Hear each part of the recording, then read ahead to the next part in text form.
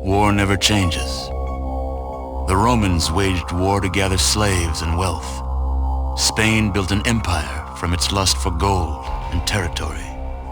Hitler shaped a battered Germany into an economic superpower. But war never changes. In the 21st century, war was still waged over the resources that could be acquired.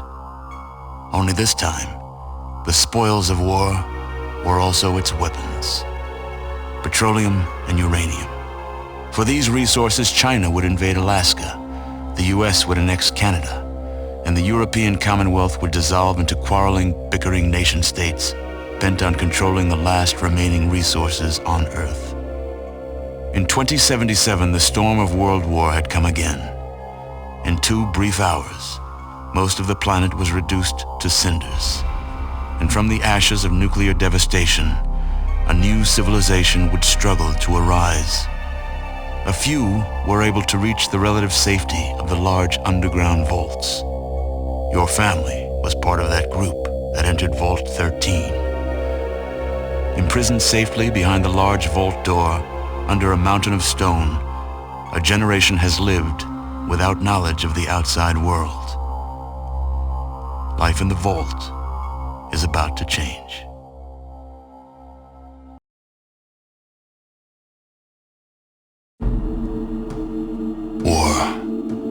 War never changes. The end of the world occurred pretty much as we had predicted. Too many humans, not enough space or resources to go around. The details are trivial and pointless. The reasons, as always, purely human ones. The Earth was nearly wiped clean of life. A great cleansing, an atomic spark struck by human hands, quickly raged out of control. Spears of nuclear fire rained from the skies. Continents were swallowed in flames and fell beneath the boiling oceans. Humanity was almost extinguished, their spirits becoming part of the background radiation that blanketed the Earth. A quiet darkness fell across the planet, lasting many years. Few survived the devastation. Some had been fortunate enough to reach safety, taking shelter in great underground vaults. When the great darkness passed, these vaults opened, and their inhabitants emerged to begin their lives again. One of the northern tribes claims they are descended from one such vault. They hold that their founder and ancestor, one known as the Vault Dweller, once saved the world from a great evil. According to their legend, this evil arose in the far south.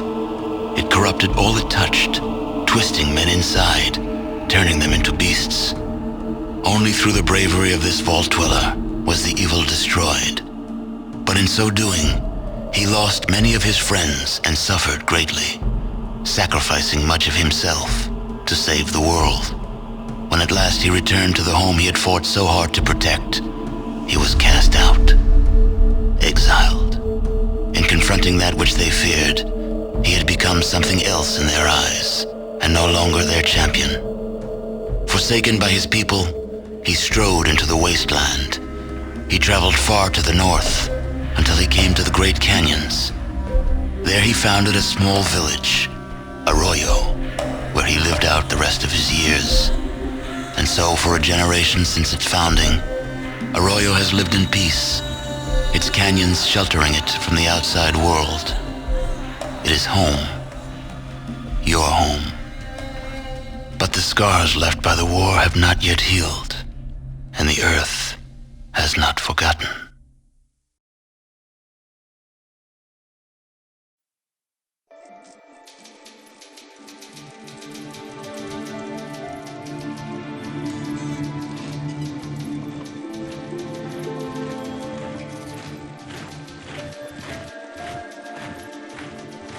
Wojna. Zawsze taka sama.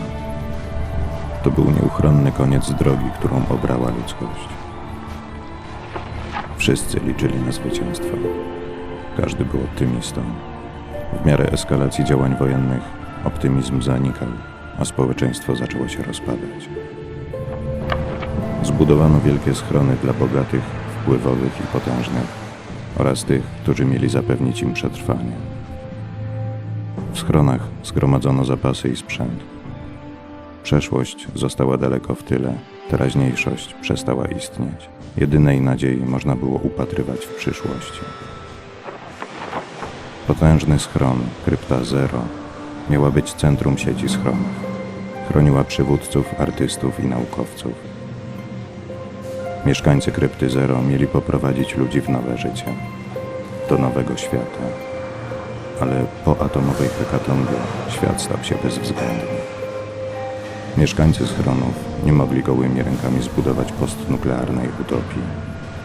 Stworzono maszyny, które miały ujarzmić Ziemię, najpierw wypaloną płomieniami wojny, a potem skutą lodem nuklearnej zimy. Rakiety jednak opuściły silosy, zanim zrealizowano te plany. W czasie zagłady łączność między schronami została zerwana. Kolejne schrony ulegały zniszczeniu. Ci, którzy przetrwali, byli skazani na własne siły. Jednak niektóre schrony ocalały. Wojskowi jednej z krypt na zachodnim wybrzeżu Ameryki Północnej wyszli cało ze zagłady. Powzięli mocne postanowienie przetrwania na atomowej pustyni. Zaczęli zbierać sprzęt ze schronów. Choć byli liczni i silni, studiowali wiedzę techniczną i pilnie jej strzegli, bo wiedzieli, że od niej zależy ich przyszłość. Z czasem utworzyli Bractwo Stali. Wykorzystując swą wiedzę, zaczęli cywilizować pustkowie. Bractwo Stali ogłosiło się technicznymi zbawcami ludzkości. Jego członkowie przemierzali świat w poszukiwaniu ocalałej wiedzy, zdobywali obozy mutantów, osady bandytów i zniszczone resztki schronów. Choć potężni, zdawali sobie jednak sprawę, że bez wsparcia przetrwanie może być bardzo trudne. Bractwo potrzebowało świeżej krwi, co stało w sprzeczności z zasadą nieujawniania tajemnic wiedzy. Po długich dyskusjach starsi postanowili nie dzielić się wiedzą z obcymi. Byli przekonani, że przetrwają, żyjąc tak, jak dotychczas. Mniejszości, która miała inne zdanie, starsi wyznaczyli zadanie na pustkowie. Supermutanci, żołnierze pokonanej armii, zostali zmuszeni do odwrotu przez pasmo gór na wschodzie. Bractwo zbudowało sterowce i nakazało mniejszości wyśledzić i ocenić liczbę pozostałych w przeżyciu mutantów. Podczas pokonywania wysokich gór zdarzył się wypadek. Wielka burza chwyciła w swe objęcia główny sterowiec i zniosła go daleko z kursu. Potężny cepelin uległ ciężkim uszkodzeniom. Mniejsze przedziały zostały oderwane od kadłuba. Wielu przywódców wyprawy padło ofiarą wściekłych wichrów. Ocalała załoga walczyła o utrzymanie jednostki w powietrzu, ale w końcu pojazd rozbił się na przedmieściach tętniącej niegdyś życiem metropolii, miasta zwanego w przeszłości Chicago. Rozproszeni i przestraszeni członkowie bractwa raz jeszcze zwarli szeregi, by stawić czoło oczekującym ich zadaniom. Bractwo mogło wiele zaoferować okolicznym osadom. Wymieniali lekarstwa za żywność i siłę roboczą. W zamian za rekrutów zapewniali ochronę przed bandytami. Ich szeregi zaczęły rosnąć. Rozdzielona od głównych sił bractwa i inaczej myśląca mniejszość mogła stworzyć nowe Bractwo Stali, odzwierciedlające ich ideały. Przyszłość na pustkowiach nigdy jednak nie jest pewna. Przebudziła się dawna potęga i także zapragnęła opanować tę ziemię. Życie w bractwie wkrótce się zmieni.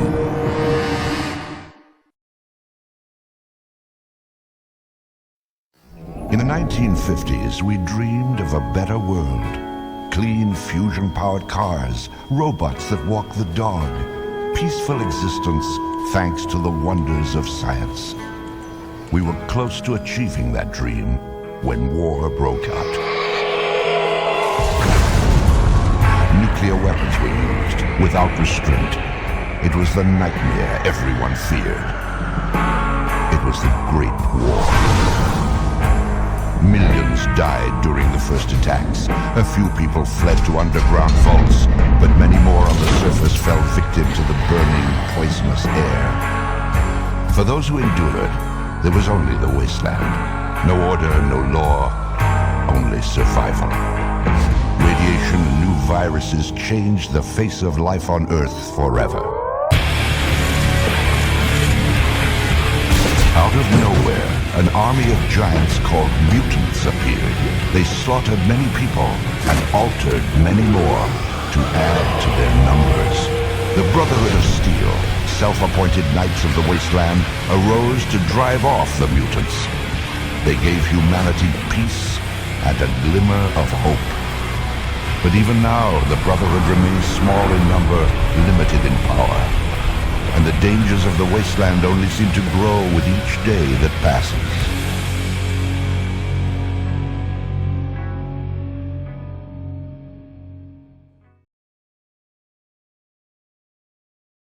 Wojna. Wojna nigdy się nie zmienia. Od zarania dziejów ludzkości, gdy nasi przodkowie odkryli zabójczą moc kamienia i kości, krew przelewano w imię wszystkiego. Od Boga poprzez sprawiedliwość, aż po zwykły szaleńczy gniew.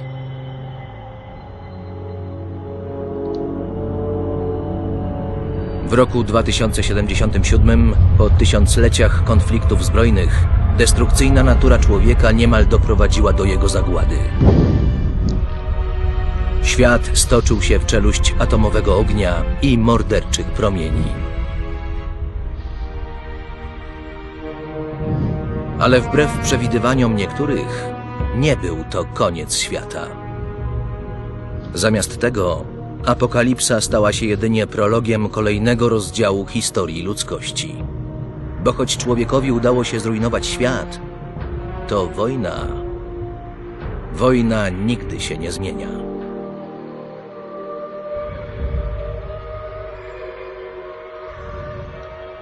Na początku tysiące ludzi uratowało życie przed koszmarami atomowego Holokaustu, znajdując schronienie w ogromnych podziemnych schronach zwanych kryptami.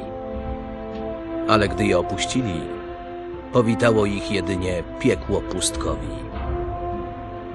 Wszystkich oprócz mieszkańców krypty 101. Bo tego pamiętnego dnia, gdy z nieba spadł deszcz ognia, olbrzymie stalowe wrota krypty 101 zamknęły się, by już nigdy się nie otworzyć. Tu właśnie przyszło ci się urodzić i tu przyjdzie ci umrzeć. Bo do krypty 101 nikt nigdy nie wchodzi i nikt nigdy jej nie opuszcza.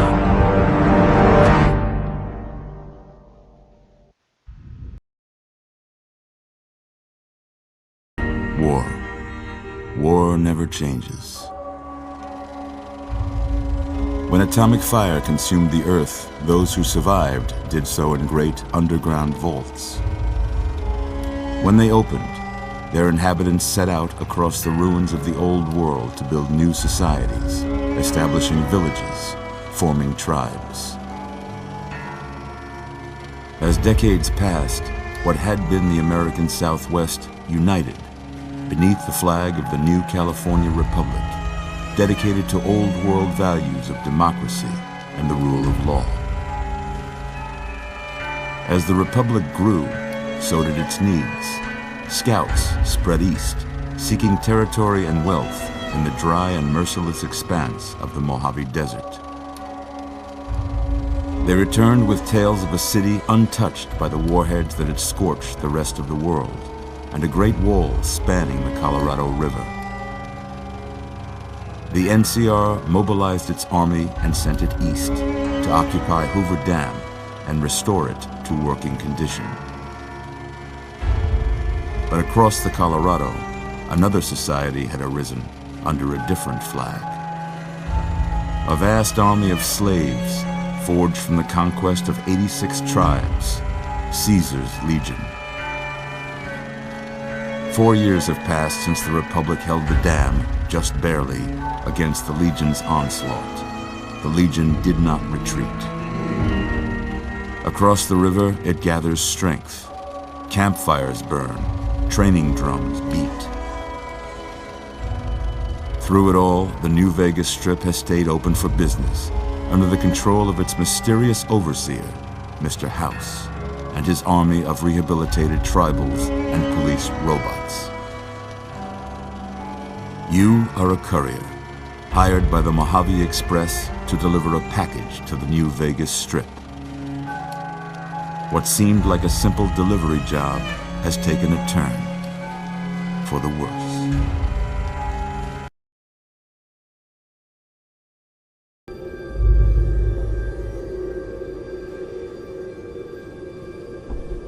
War. War never changes.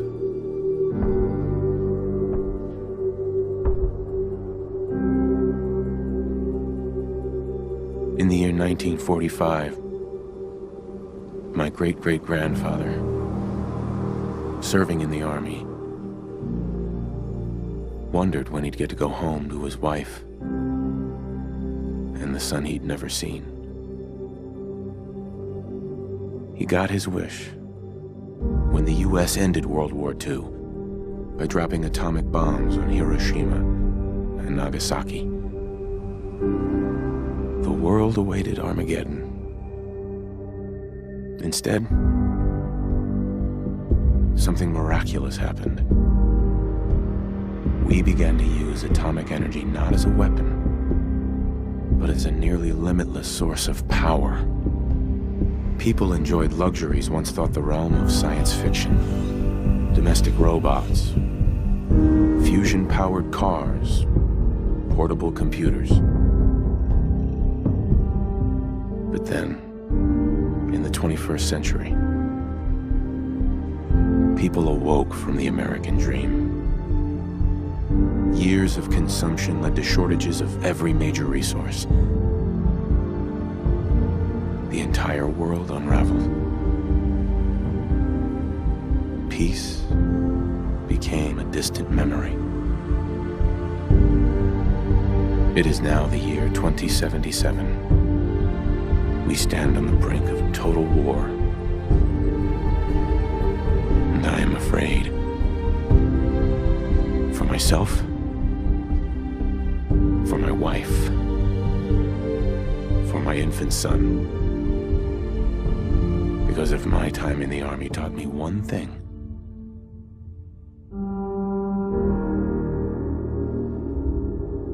it's that war never changes.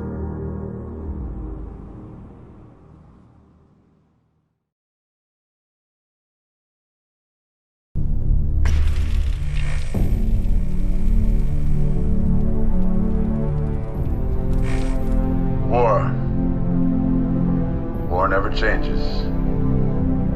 In 1776, this great nation accepted that armed conflict was the only way to preserve our rights to life, liberty, and the pursuit of happiness.